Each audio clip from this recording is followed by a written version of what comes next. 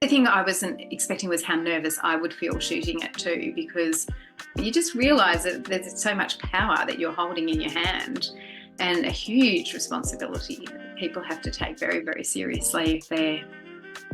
The truth of the story is in the humanity of it.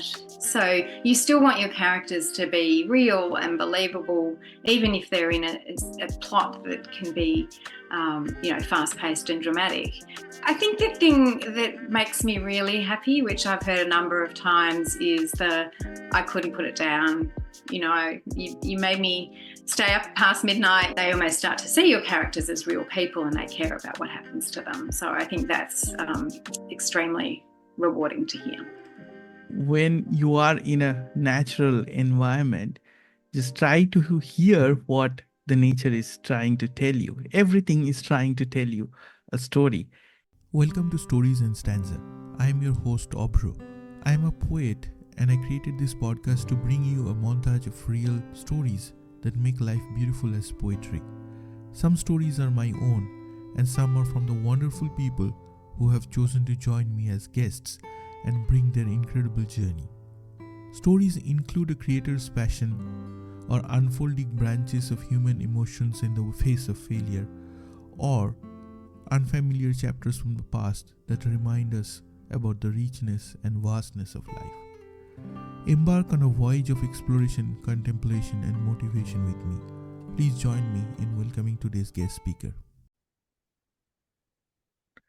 Hi, Andrea, and welcome back, I should say, to Stories and Stanza. How are you doing today?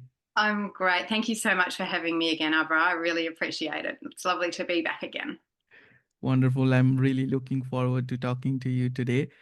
And to our listeners, I want to say that Andrea joined me when we talked about her first book and her editing work, when Stories and Stanza was just an audio-only podcast, but now we have upgraded to video. So yeah, you might be watching this on YouTube or listening this on your podcast platform.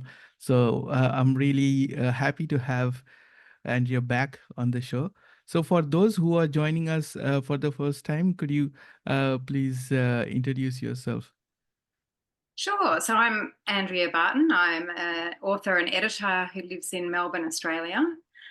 My debut novel, The Godfather of Dance, came out at the start of the year, and that's when we met the first time or spoke the first time. The Godfather of Dance is a mystery set in Houston. It's about an Australian journalist who goes over to Houston and she finds her dance instructor. It's very intriguing. And it turns out that his fiancée had been murdered and the crime has never been solved. So as a journalist, this piques her interest and the two of them team up to solve the murder. So I'm just about to release. It's available on pre-order, A Killer Among Friends, which is book 2 in the series. So Jade returns, and this time she's returned to her hometown of Melbourne, and one of her best friends is murdered. And so she has to obviously figure out what happened to him. It also brings up things from the past where her best friend Elena had suicided, and she starts to wonder whether there are linkages between these two cases and whether the suicide was in fact murder as well. That is amazing.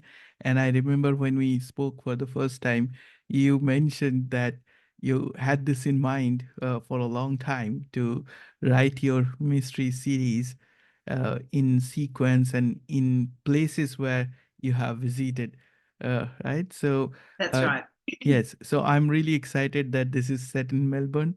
So that would be a new touch, I believe. And can you tell us about the preparation of the second book? So the second book originally was the 4th in the series. So I had drafted it quite some time ago, and it was when Jade was returning after a number of years overseas. But the way the series ended up being, it's turned into only the second in the series. So she's been to Houston and has returned to Houston. But so for the preparation for this book, I didn't have to investigate the place as much because I'm very familiar with Melbourne, although sometimes it's difficult to see your own country as clearly as you can see a new place. So in some ways I had to really try to look at it with new eyes. And some of those scenes I wrote after I'd returned from overseas and as an expat as well. So hopefully I could see things with a fresh perspective as well. But there's a second character in the book. Jade is the main character. There's a second point of view, Danny, who is a drummer in a rock band. And I'm not a drummer in a rock band. I was a classical violinist back in high school. So I had a bit of a musical background, but a very different one to what Danny has. But I actually have a really, really dear friend who's called Danny, and he's a drummer in a rock band. So when I first drafted it, that character was a saxophonist in a jazz band. And when I was telling Danny about it, he's like, no, you can't do that. He has to be a drummer and it has to be a rock band. So I was like, well, fine, I'll do that if you'll help me with the background about that. So he did. So we spent a lot of time together. Actually, I read a lot of the drafts with him and asked for feedback so that I could make sure that things that Danny was doing actually made sense. In terms of how a musician can survive in that industry. Wonderful. And so I guess there were other things as well in terms of preparation. Sure. Was there is a financial crimes flavour that runs through both books, actually. The Godfather of Dance, there's a money laundering element. And so I had to do quite a bit of research on that for the first book. And that kind of got me interested in that world. So I've continued that research and looked also at insider trading and other things like that. So that whole thing, I'm not particularly financially savvy at all. So I had to do quite a bit of research for that. So that was interesting too. Yes, as someone who works very closely in the financial industry, I can definitely say that that's a very interesting and very wide area, and especially more so in today's day and age, because financial crimes are kind of expanding and there are all these new things that's happening that we need to stay alert and be vigilant about. So yeah, really looking forward to the second book. And as you know that, for in this podcast, we request writers to read something from the book or say something for the book. Would you like to read anything or maybe just a book description for the audience, please? Sure. I've got a short scene that I've taken. It's actually from the second chapter of the book. So in the first chapter, just to sort of set the scene, you meet Jade with her friends. So they're at a pub and a number of her friends are there, including Danny. So Nick is another one of their friends. In that pub scene, they've been quite concerned because Nick was normally there with them, but he hasn't turned up and nobody knows where he is. So they're all very, very worried about Nick. And it's been a couple of days since then when this scene takes place, and they're still waiting to hear news of Nick. So Jade's at her apartment. She's just preparing dinner. She lives by herself, preparing a very uninspiring stir-fried chicken. And Danny calls. Danny, any news? Hi. Yeah, it's Jade rested a hand on a Laminex countertop, bracing for what his tone already told her was bad news. What's happened? Nick's dead. What? Jade clutched the bench tighter, struggling for breath. The police said he was found in Lilydale, out the back of a supermarket. Danny sounded husky, as if he'd been crying. Cold swept over Jade, and she lowered onto a stool, the knife dangling in her hand. Nick, dead. No wonder he'd been a no-show at the pub. Hell, the last time she'd seen him, he'd been joking along with the rest of them. She couldn't imagine he'd never laugh again, never bore them with stories about Blackie the cat, never crash and burn after trying another tacky pickup line on a stranger. He had a theory about playing the odds, convinced if he hit on enough women, eventually one of them would say yes. Danny went on. They didn't tell his parents many details, but they're treating it as suspicious and will put out a public appeal for information. Suspicious? Had Nick been murdered? A tight band curled around Jade's chest. She couldn't believe he was gone. Couldn't imagine who on earth would hate him enough to kill him. Thank you for sharing that. And I think that this particular approach, like hearing it from the author, that hint, I think it creates some interest for the listeners to, go and read the book, which is why I always request the writers to say something or to read something from their book. And we briefly touched upon this, that you based this second book on in Melbourne. So how was it writing the second book in continuation of the same character? Were there further character development to this? Did you said you brought financial crime into the whole spectrum? So, what was your writing experience for the second book as opposed to the first one? I'll pick on what you asked about the character development, because that's a really fun thing to do as part of the series. So obviously within a book, you need to have what they call a character arc. So your character has to grow and develop within that story. So when you have a series, you can't have that character growth sort of completely rounded out. You need to leave more things for the character to learn and discover and to grow. And so in the first book, in The Godfather of Dance, Jade is very much suffering from the grief, the loss of her friend Elena. So it's 18 months after her death when the first book starts, and she's still very much reeling from the after effects of that. In fact, that's part of what's driven her to Houston, that she needs a fresh start. She needs to get away from Melbourne, where everything reminds her of Elena.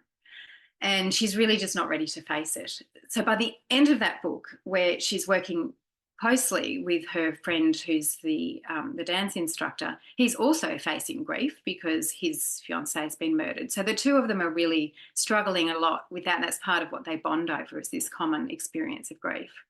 So in the second book, by the end of that book, Jade's ready to go home. She's helped solve the crime for her friend, and she realises she needs to go home and kind of do the same thing for herself about Elena and come to terms with the fact of her death. So the second book is a lot to do with Jade's personal growth in terms of, again, dealing with grief, but the specifics of what happened to her friend. And one of the things for anybody who has experienced suicide or somebody with extreme mental health issues, there's often an element of self-blame. Maybe you could have done something differently that might have changed the outcome and all of that. So Jade is grappling with that, and a lot of her friends are as well. And so when the story of introduces this new murder, and it starts to join together with things that had happened to do with Elena's death, she starts to question this whole thing of, well, would it be more palatable almost that she'd been murdered so that there's no culpability on her or any of her friends?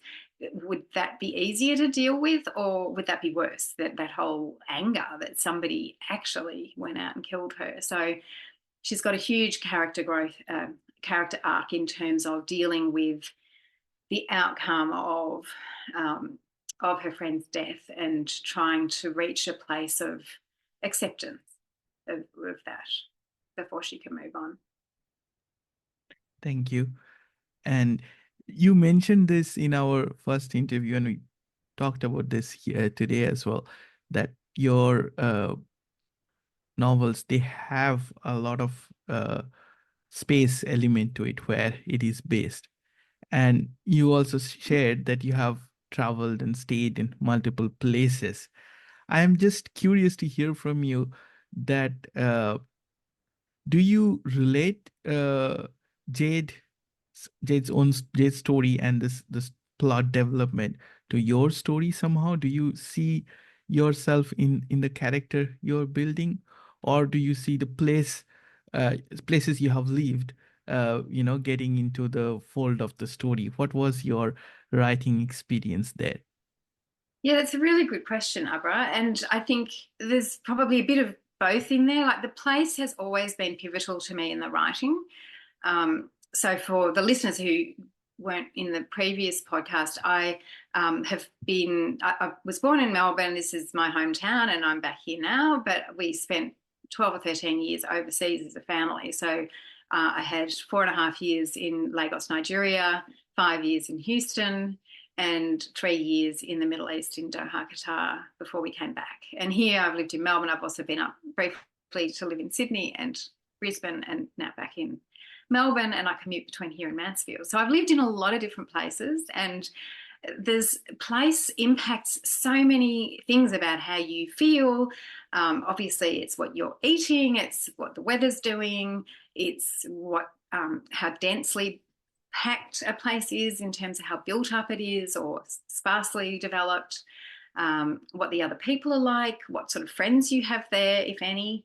All of that really deeply impacts how I feel as a person. So I've really tried to capture that in each of my books. So that was part of my drive, as you mentioned at the beginning, that I wanted to have a series where I had a book set in each of those places, and that is to come. So yes, there will be a book in the Middle East. There will be one in Lagos.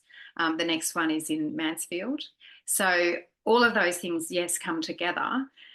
In terms of my life and how closely I relate to Jade, these stories obviously are made up, they're fiction.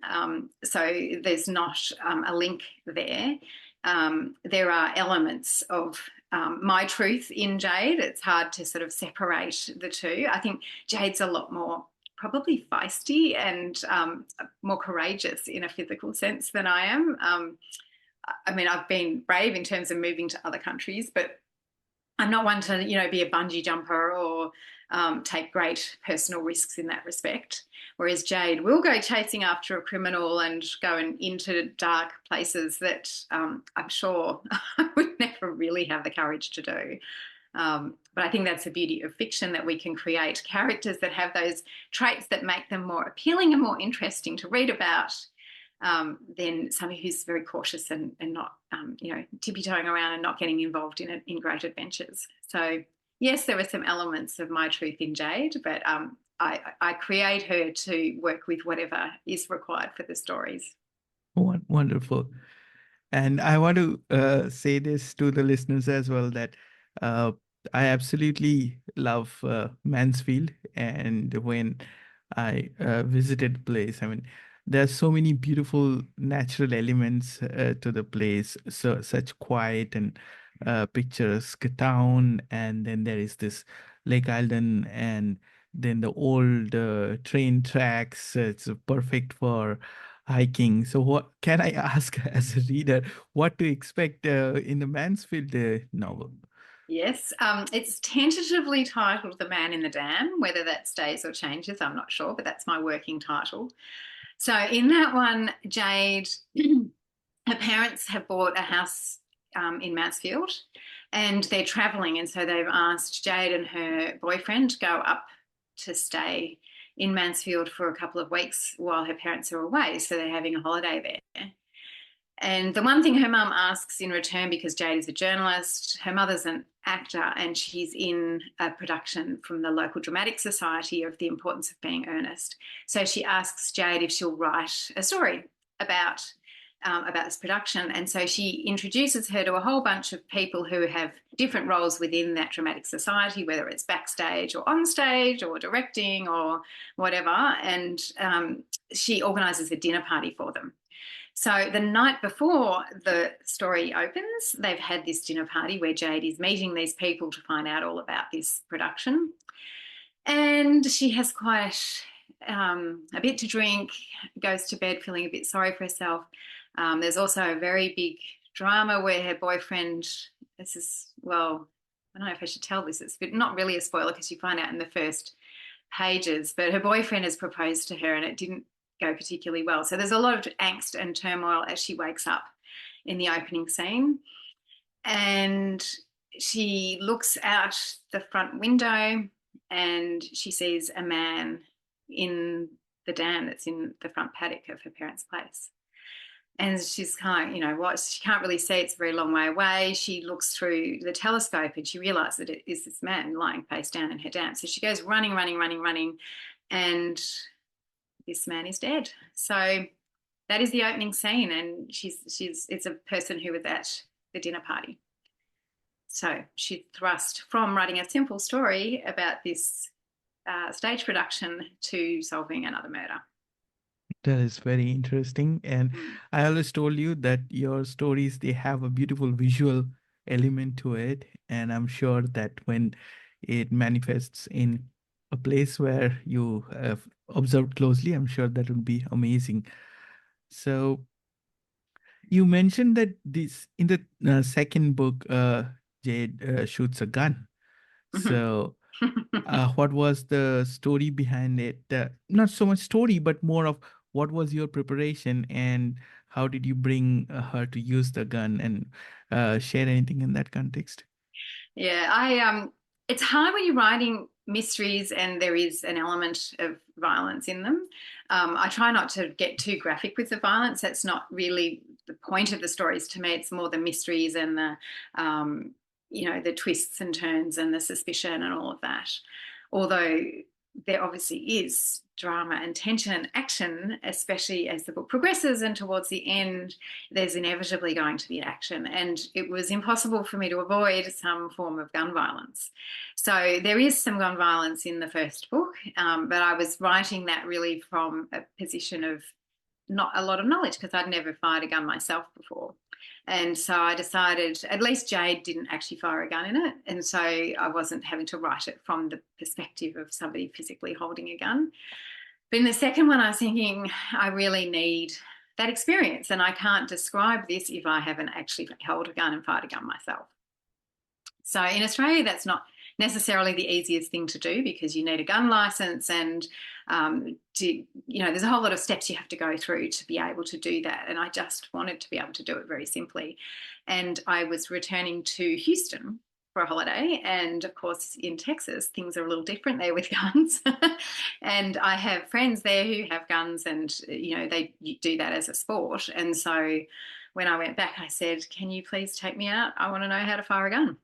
So we had one day where my dear friends, the Hucklers, took me to an outdoor range where we used a shotgun and clay pigeons. So for anybody who hasn't experienced this, you stand in sort of like a little wooden hut thing that overlooks an area that's safe and obviously cordoned off from any people. And when you're ready, you press a button, or somebody else preferably does it for you because you're preparing to shoot. So somebody calls and presses the button and a clay pigeon fires into the air. So you have to try to shoot that. And yeah, so I had a go. And there were so many things about it that I didn't expect. So like there's everyone talks about the recoil, when you fire, for every action there is an equal and opposite reaction for people who remember high school physics. And so when you have a bullet flying out at high speed out the front, the gun recoils. So I had been warned about that, and you have to hold the gun firmly against your shoulder so it's wedged and it doesn't hit back against you and do a lot of damage. So I was expecting that, and it was just as strong as I'd expected. What I didn't realise was when you fire the way a bullet is, it's in like a cartridge, and when it's fired, the cartridge flies out the side of the gun. So your bullet goes out the front, which you expect. It goes so quickly you can't see it. Like, we're used to sort of movies and things where they almost do slow-mo, and sometimes you can actually see the bullet. Well, it's just so quick you can't see a thing. But what you can see is this cartridge that flies out the side. And so that caught me by surprise. Wasn't expecting that. And there was this smell. So there is a slight sort of burning, obviously gunpowder smell that comes with it. And the sound. So you do have to wear ear protection. They're loud, really loud. So yeah, there were a lot of learnings in there that I can then incorporate into my writing. So that was one day, and then the next day, well, it might have been a few days later, they took me to an indoor range where we fired different kinds of guns. There was a rifle, which is much for more long distance shooting, and a handgun. So each of them have quite a unique and different feeling. And again, it's that I think the thing I wasn't expecting was how nervous I would feel shooting it too, because what if it backfires or something goes wrong, or you just realize that there's so much power that you're holding in your hand and a huge responsibility that people have to take very, very seriously if they're using guns in a sport. So yeah, there was a lot of learning in that for me, and it's something that I'll be able to carry forward now into all of the books. At least I don't feel the need to go back and do it again, but I'm very, very glad that I had done it that time. Yes, and I wanted to ask that because using a gun in Australia is much, much different than getting that experience in US. So I was just curious, how did you do it? Yeah, that's right. Well, it wasn't going to happen here. I have friends who are in the police force and they've obviously trained with guns. So I was saying, well, how do I do this? Can't I just go somewhere? And they're like, no, not that simple. You have to, apply for a license, you buy a gun. And there are gun ranges and all that stuff here. And there are people who have it. So it's not impossible. I just didn't want to start it as a whole big hobby and sport and sort of buy into it. I just wanted to have the singular experience. So it's much harder to do that in Australia. Yeah. So this is the second book in the series, and we talked about the character arc, we talked about the change of place and everything. But if someone is reading the book, then do they have to follow it in sequence, or they can read your books as standalone adventures? Yeah, look, I think each one works perfectly as a standalone. So you could pick up A Killer Among Friends and read that because you want to read it because maybe it's in Melbourne and it appeals to you, whatever. So absolutely, you could totally read book 2 without reading book 1. Hopefully it would make you want to go back and read book 1. But yeah, and you could totally read book 1, and it is self-contained. Obviously, there are things at the end that lead to the possibility of more books. So obviously I'm inviting the reader to keep going with the series. But each story is completely self-contained within itself. The mystery gets solved within itself. Jade has a character arc that lasts within each book, but obviously there's more room for further development. So yeah, absolutely, you could read them on their own. Wonderful. Hopefully you want to read them all. Yeah. And this is something I guess I asked this to you previously as well, but I'm just bringing this again. So I feel as someone who is like a really lover of mystery stories and mystery TV series and everything, that in today's day and age, a lot of things that used to be mystery for us are not mystery anymore. So we have such an burst of information. Everything is available. Then so much things that at some stage the knowledge was kind of very limited. So as staying in today's day, I feel that writing mystery has been more and more difficult to get the interest of readers and things like that. So how do you see yourself while writing the second book? You must have had wonderful feedback from the first book and you have all this preparation. I'm just curious that how do you make this interesting for readers, given that so much information is already available in the world? By information in the world, do you mean information like other stories and other mysteries, or do you mean about the topics that the mystery is about? Yeah, it's for example that, if we go back to Sherlock Holmes, he could say that, oh, this is the smell, so I am this part of the city, or this is the tobacco ash, then this is the type of tobacco, and this is where it has been sourced. So a lot of the elements to the mystery that only the central character or the detective would know, but that those informations are not mystery anymore. I mean, one can look it up very easily. So as someone who writes mystery, do you see that as a challenge that so much information is already available on technology? Yeah. I think you have to work with it. So you'll find that my characters spend quite a lot of time Googling things and looking things up. So anything that they don't know about is usually at their fingertips. And like in this particular story, there is a historical element to it. Well, I mean, it's not written in history, but things that happened in the distant past are important, influence or inform what happens in the current day. And some of those things are not available on the internet. So I think the things that you can find out and the information that you can get, and obviously I can find that out because I've got it at my fingertips. I can Google something. If I can Google it and find it out, then so can my characters. But there are things that you can't find out. If there was an unsolved murder in the past, how do you figure out what happened then? None of those people are still alive. Who are you supposed to ask? So I think you've got to kind of go with the technology and find out, use the tools, have your characters use the tools that you would use if you're in that situation. And then if you can find things, obviously, that they can't research and just Google and get the answer to, then even better, because then they have to find out in other ways. And so that's when it's, talking to people and, using other methods of deduction, like the smell and things like that, are important. Wonderful. And I think we talked a lot about the physicality of different elements, the character, relationship with yourself, the different places, the gun, and everything. If we look inwards and the emotions that you bring in the book, so you have talked about family, you have talked about connections, you have talked about grief. So how do you see these elements in the story, and why it is important for you to bring them up in a mystery book? Yeah, well, I think whether it's whatever you're writing, whether it's mystery, whether it's romance, whether it's science fiction, the truth of the story is in the humanity of it. So you still want your characters to be real and believable, even if they're in a plot that can be, fast-paced and dramatic. You want those characters to feel real and relatable.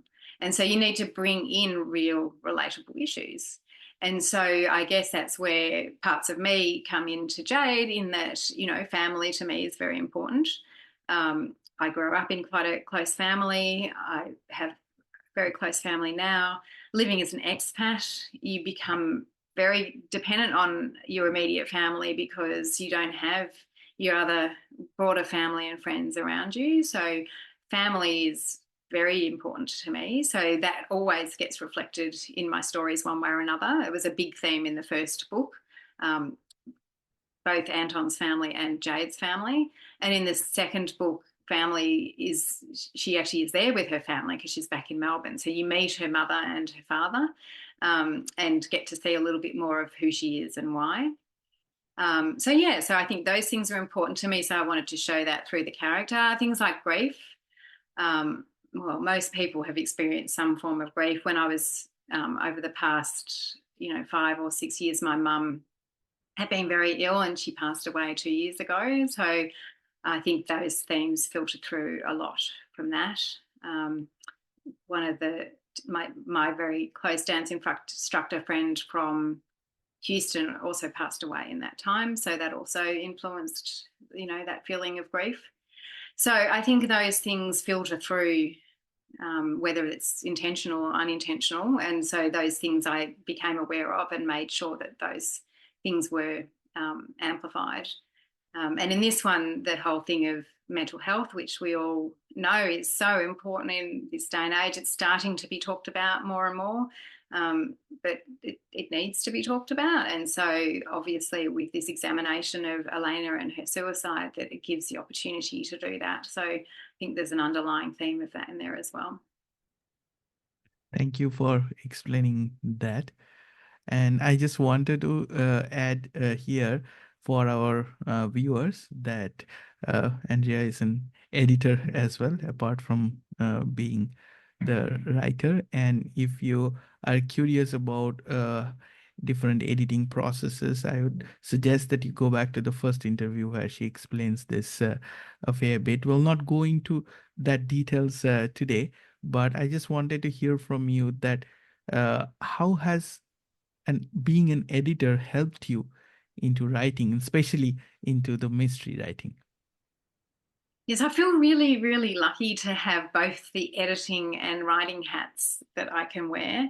Um, I always get so much out of every client that I work with, and hopefully give a lot back. You can see other people's work a lot more clearly than you can see your own. So you can't, I mean, I can edit my work to some degree, but I can't to finality. I need to work with an editor for my own work. So for me, looking at other people's work, it allows me to look at things that work really well or things that can be improved. And often I can see in somebody else's work something that I might not have recognised in my own, and then realise, oh, I'm doing that too. So maybe I can do more of that, or maybe I need to do less of that. So it gives me an opportunity to look at things that work and that don't work and really think about how and why that might be. I have to obviously be able to articulate that clearly to my client so my client can understand if there's something that needs to be changed. And in having to be that clear and articulate about it, it helps me form my own ideas as well. So yeah, I often find and there might be something somebody does that's really great too. And it's not that I'll copy what they're doing, but it just might inform my work in their use of humour or, clever use of plot twists or, just descriptions or whatever. It just does help me look at things that work well as well. So, and I think it works the other way in terms of with my clients. I think they benefit from my being an author because I've had to go through the processes they've had to go through. So I understand it can be difficult to hear what an editor has to say. So I do try to be, empathetic and make sure I balance positive and negative feedback.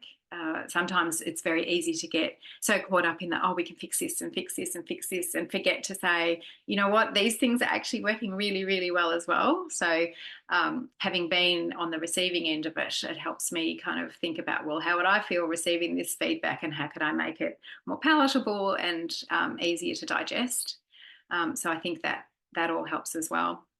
In some ways, it probably makes me a bit tougher on people also because I've had to work really hard and rework books and rewrite and all of that. And so I guess I expect that my clients, if there's a need to, have that willingness to work really hard and workshop your work until it's as good as it can be. And I just wanted to add that I had the luck to, interview some editors on this podcast, and some of them are writing coaches as well. And it was amazing to see, how they can totally turn around an idea. So I really have high regards for the editing job because I think at some stage, writers definitely need that help and support from the editors. For sure. Yep. And I wanted to ask you something, and I didn't give you a chance to prepare for it. But for the first book, it has got such a beautiful sort of response, right? And can you share something with us that what you heard from your readers or publishers, anything that you would like to share? That is a good question. I think the thing that makes me really happy, which I've heard a number of times, is I couldn't put it down. You made me stay up past midnight. You made me, late for cooking dinner or whatever it was, is what I want to hear, because it means people were swept away in the world that I've created and they wanted to know what would happen and that they cared about the characters. So that's the first part, I guess, is that they got wrapped up in it. The second part is when I hear things about, and I've got to be careful not to give spoilers here, but, when things happen to a character that they might be upset because something bad has happened to a character because they cared about that character and they liked that character. So I think that also is very rewarding to hear as an author, that they almost start to see your characters as real people and they care about what happens to them. So I think that's extremely rewarding to hear. That's wonderful. And I wish the next book all the success. Thank you very much. And I think we have come towards the end of our discussion. Is there anything else you'd like to share? Yeah, there is one thing I'd like to share. So for the listeners, I mean, we see Abhra very generously interviewing other authors and editors and other people, and not talking a lot about himself. But Abhra is also a very accomplished writer, and he's published several books of poetry. And Abhra and I actually got to meet in person. We had coffee one day, and he gave me a copy of his wonderful book, The Language of Water, which, for a start, is a beautiful book. If you are watching the YouTube and not just listening, you can see I'm holding it up. But it's just an absolutely beautiful picture on the front, really soft, lovely colours of a person who's almost dissolving into water and holding a beautiful flower. So I've been reading this, and it's a series of reflections. So Abhra wrote it during the Poetry Month, Writing Month, which is April, where you write a poem every day. So he shared those poems and added some others. And if I may, I'm just going to read the very first verse of Day 9, which is Language of Water, which is about exploring life's doors. And this is just the first stanza, but if it's okay with you, Abhra, are you okay for me to read this?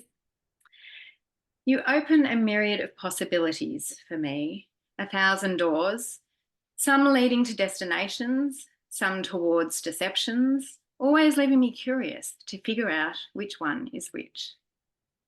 So that's just the beginning of it, but you can see how beautiful it is, and this continues on. So I just wanted to give that a little plug, and I'll be reviewing it for you on Amazon and Goodreads. So thank you very much for sharing that with me, Abhra. Thank you so much. The book is a big part of me, and I just wanted to say this for the listeners, because my wife works in early childhood, and she was doing some course, I think about 2 years ago, where I got to know about that from her that, when you are in a natural environment, just try to hear what the nature is trying to tell you. Everything is trying to tell you a story.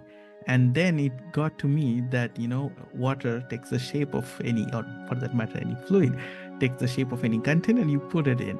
So same like our emotions, and I put them in different pots of poetry, and then they take that shape.